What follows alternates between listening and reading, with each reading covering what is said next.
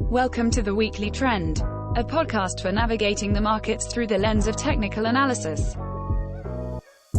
The Weekly Trend podcast is provided for educational purposes only and does not constitute any professional advice. Listeners should not act upon the information or content without first seeking advice from a registered financial planner. All right, today is July 1st, 2022. S&P sitting at 3770. My name is Ian McMillan. Welcome back to the Weekly Trend podcast. And today I'm joined by both of our analysts, Dan Gorkuber and Kevin Ferrari, both great technicians. We're going to talk to you about what's been going on in the market, what's been good, what's been bad.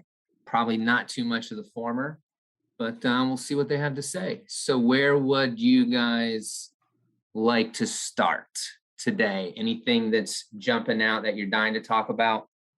I was going to say, you said some good and bad. I guess if you find something good, let me know. Not much out there this week. No. Fine. They did drawdowns in energy stocks continued. So, we talked about that last week. That was kind of one of the last pieces they seem to be coming for, and they've seen some follow through this week. Rough. Yeah, positive. We got, July 4th weekend ahead of us. July 4th. But yeah, coming into the extended weekend, holiday weekend here, just not seeing the enthusiasm. What about cryptos? Is anything risk on working? I mean, when you look at some of these relationships like high beta versus low vol or discretionary versus staples, copper versus gold. Copper versus gold, yeah. If they all just continue, especially copper, and base metals in general, industrial metals, if you went through them all together, horrible. I mean, when you look at these risk off or, glaring, I hate to use the R word, but these recession indicators, I mean, this is the behavior that I feel like you would typically see as, a pretty big warning sign. Yeah, and you're not seeing, kind of like exactly what you guys kind of been talking on lately is, the leaders that had been have really fallen over. Look at semiconductors continue to just, new relative lows. Yeah. Obviously, Micron's earnings not doing huge benefit there. So yeah, same with transports. We've talked about shipping before. All of these unfortunate downtrends that we've been talking about for weeks and really months in a lot of areas. And everyone's looking for the rally. I would say we haven't seen like a legit bear market rally yet. And maybe we don't get one. We don't have to. If you do, it's almost like you get one day here, right? Or maybe like half a day in the morning kind of deal, and they just totally hammer it back. And that's like, even with some of the growth stuff, you almost think you see like individual names kind of start popping up here or there, but it's just short-lived. You get maybe a day at most, maybe two. And it's kind of sparse. Like you really have to go looking for things like in the sectors it's just it's needles in a haystack. Probably not the environment where, a few weeks ago, clients would know, we had some individual names in portfolios, but again, right. All of that stuff is again rolled over and fallen apart. You want to talk about rally? We had the 11% rally back in March, but these last two have been like just little 7% rallies. Yeah. And breadth is still, breadth's still not like really showing too much, No, I would say most of it continues to confirm what the indices are doing. Yeah. You've had some things, if you want to look for some bright spots, obviously we've talked about the Dow. Dow's had the best breadth the entire time. I think it's only down 15% for the year. NASDAQ, I can see some divergences there in breadth. Advanced decline never made a new low back in mid-June when the index did. But as far as price goes, haven't seen much come of it. No, and you just mentioned the Dow too. If you look at the Dow to the S&P on like a monthly, really long term back to like the beginning in like the 80s, it almost kind of looks like ballparking here, right? I guess like March of this year, maybe a little earlier. I mean, it kind of looks like it's bouncing off the bottom edge of like a broadening formation too. So I mean that's one thing, at least in the back of my head, I've been thinking, is this going to be more of like an extended term of the Dow finally leads the S&P here for a while? Yeah, I see it. Yeah, you take those bottoms from 85, 2000. Right. Like you said, this year, maybe late last year, depending on what you want to call it. Mm-hmm. Yeah, I mean, do you see? I mean, it's pretty early yet, but yeah, Dow outperform for the next 10 years? That's possible. It's crazy to think of that, just considering what the previous 20 years, right? I mean, and you wouldn't be surprised. I mean, we're still so stuck on like growth stocks are the future, right. Tech and software and all innovation and, whatever, if you want to throw cryptos in there, I'd put that in the growth sphere. And it's going to take, right. That's been years of that. Well, if you think about it, I mean, we're years to get away from that. Because we're, for the most part, roughly all around the same age, right? I mean, basically for our lifetimes, it's been growth, right? At least. Well, for our careers, it's at least it has been. I mean, basically since you started watching markets, it's been nothing but growth. It's crazy. We'll see. I mean, like specifically within the Dow too. I mean, you are like individual companies. You're seeing like a McDonald's, ticker MCD. Really consolidating well. They're holding up well. UNH, I know you've mentioned UNH a few times. Healthcare providers have been. Yeah, so some relative winners. Yeah, so some relative winners in there. Just trying to. Yeah, McDonald's doesn't look too bad. McDonald's probably not going to go under if we go into a recession. As long as the Big Mac's still around, they should be all right. What about other commodities? We've talked about crude seeing a little bit of a bounce today, broken rate of trend, I would call it. But we talked a little bit about base metals, but anything else out there in regards to agriculture or grains or? Yeah, I mean, Dan might watch us a little closer than I do, but it looks like kind of your main broad grains are just kind of getting hammered here lately. Wheat looks bad. Right. I mean, if you go back past couple months, I mean, when commodities were really ripping, they were, definitely helping out, holding their own, but now not so much. No.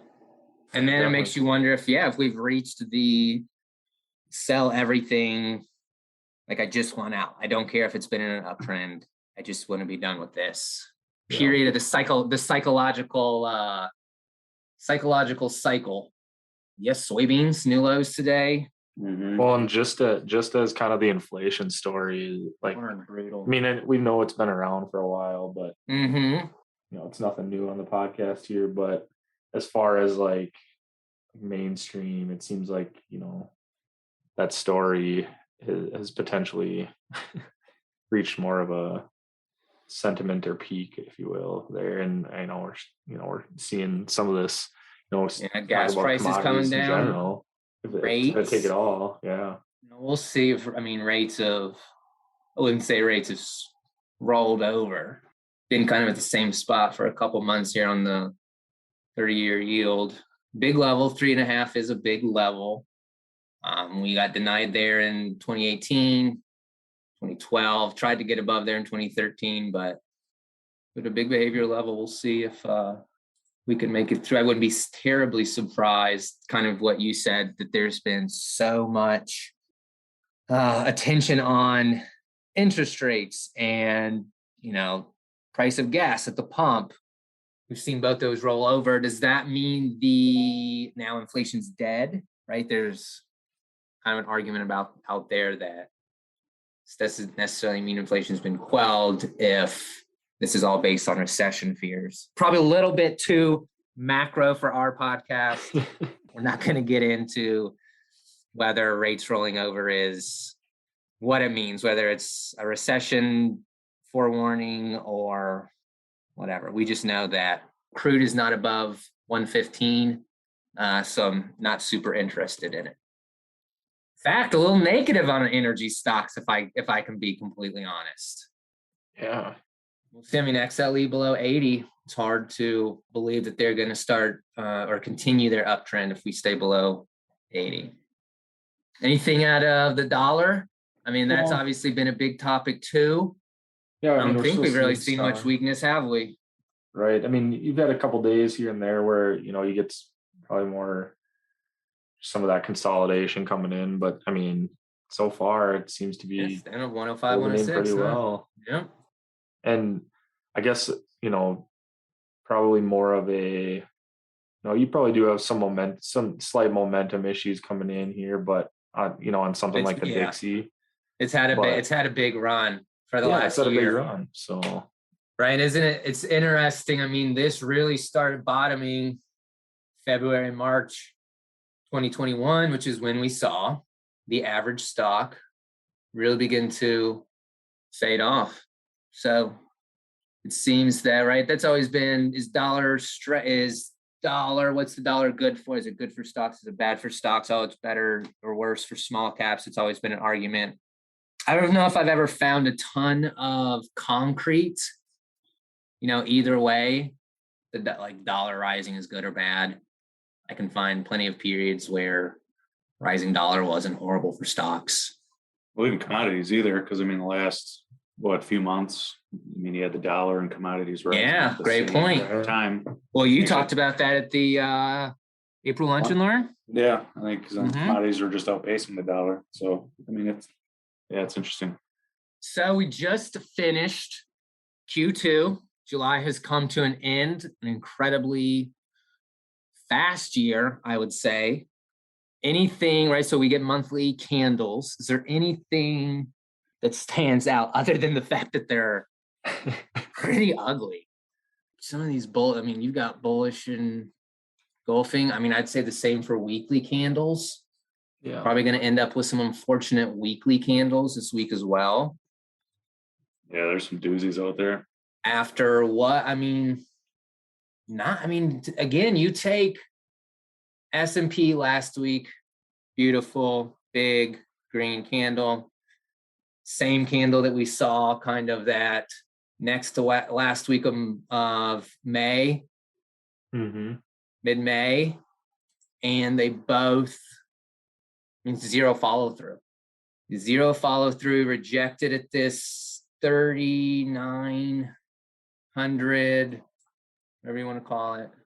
Yeah, there was that gap on SPX, just cash SPX. Was it June, the first week of June into the second week of June, I want to say? Yes. That's from like the 10th to the 13th. Yeah. Filled that and then kind of just rolled over. And so we had those two gaps, we had two gaps in there, and you could hardly, you feel obviously. I don't think any of the major, the NASDAQ, we got a half gap. So we almost filled the first one on the NASDAQ. Dave would be proud. And Russell never got back up to its first gap either. I think that was that Friday before that Monday, 9th to the 10th. And then you had the 10th into the 13th gap. And you had areas like biotech got back up there. I think ARC had gotten back up there. All these charts have these. Yeah, ARC got through its gap and biotech as well. Yeah, and then zero follow through, zero conviction from the bulls. Because you would think, like, even if with those two gaps, basically instant fail on two of the three indices once we filled that first gap. So you think if we were going to see more strength, you'd at least see maybe a little bit more attempt. They would have at least tried to stop everyone out into the second one, but no interest. What about anything overseas? Still pretty weak, or? I think for the most part, it's pretty weak. Like earlier this week, China looked like it had a fighting chance, but that kind of as the week went on. Yeah, it continues to stall out here. Yeah. Like, especially if you look at like FXI, you can look daily, weekly. I got a weekly up right now, but what is that? Right around the 34 mark on FXI. Was up above there for a little bit and then just couldn't hold it. And you've seen some of the bigger names Baba not able to get through there. Right. Same with Baidu, all kind of stalling out. Now, certainly have acted better than their peers everywhere else in the world.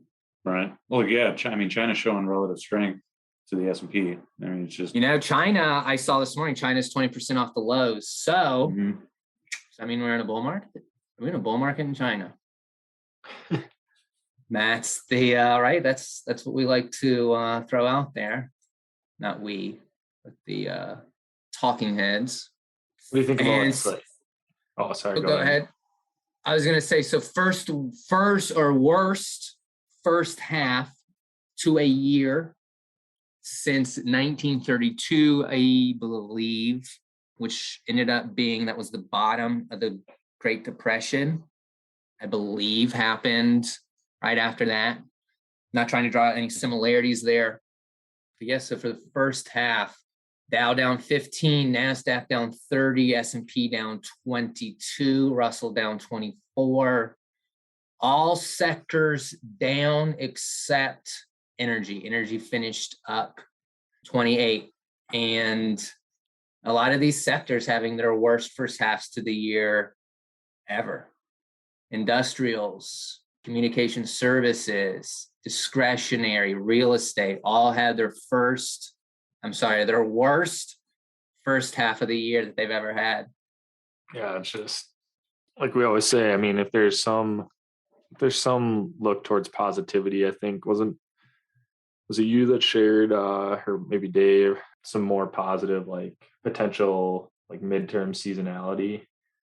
Yeah, we talked about that last week. Mid-June, you're supposed to get a pretty decent bounce into really through mid-August, typically a pretty decent bounce. We've not seen that. So, and we did not see the March through April bounce either. Right. So far, both periods that have historically seen more demand than supply in equity markets have not shown that behavior. Doesn't mean it can't happen later, but the seasonality viewpoint has not played out. That box cannot be checked. I thought David Settle had a good stat. So Q2 will mark the second straight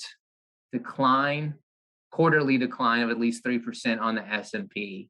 And while that sounds rough, this has actually marked the beginning of the past 5 true bear markets, true multi-month, multi-year bear markets.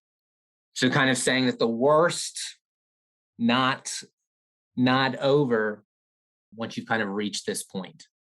Yeah, that could certainly cause for the second half. I mean, 2022 being a rough year all around, but we're seeing credit spreads. There's a lot of those warning signs that still. I was going to ask, what's going on in fixed income? I mean, you're seeing bonds overall, like treasury bonds, kind of been a highlight this week for us. Just really, they're trying, but they aren't the most enthusiastic daily candles. No, yeah, today's higher, but like today's candle on like TLT, AGG are just, they're gross looking. So yeah, it doesn't make me. No. We'll see how they close, but yes, we are higher. We've had a 7-8% rally in long-term bonds, treasuries. I wouldn't say it was the most enthusiastic rally I've ever seen. Junk bonds. Gross. We'll go out at new weekly lows again, it seems. Try to get these little rallies going, and no one wants any part of them. I mean, almost all of fixed income seems to be back where it was, near COVID, where we were in COVID. Yeah, talk about like gaps, like on TLT, the gap on a daily from the 27th into the 31st. It's been like I think that Memorial Day weekend. I won't even consider that's not even a half gap building. No. And they started to shut it off there, but yeah. People they say every little bounce in almost every asset class over the last month, 2 months, has been used as an opportunity to get out.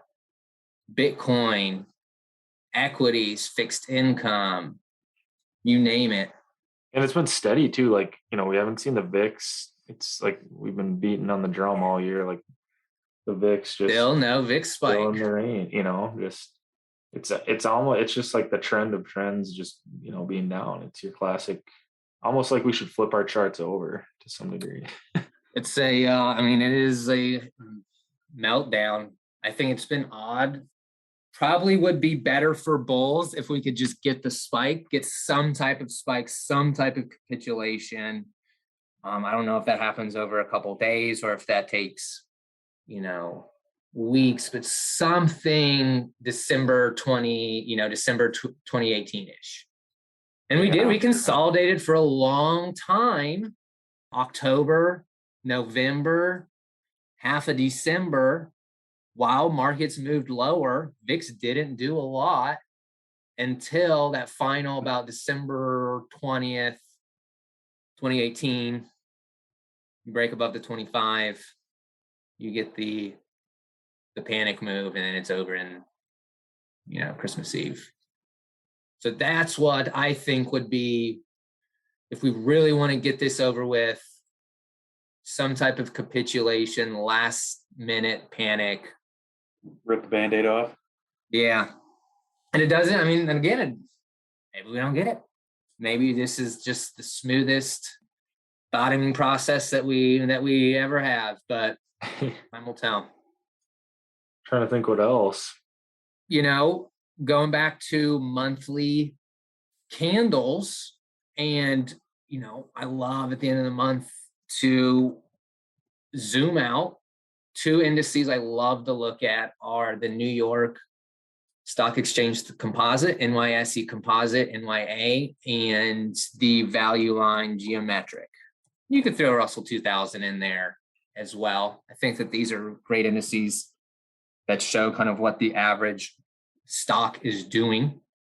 They continue to both look pretty rough. Value Line Geometric actually bouncing off its highs from 1998. So kind of a broad argument to make if you want to say that, quote unquote, the average stock hasn't gone anywhere for 23 years. That's one, it's not a horrible argument to make.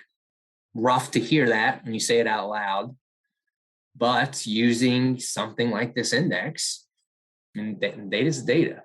We're at 495, just a few days ago when we peaked at 500 back in 98, back in May 2007.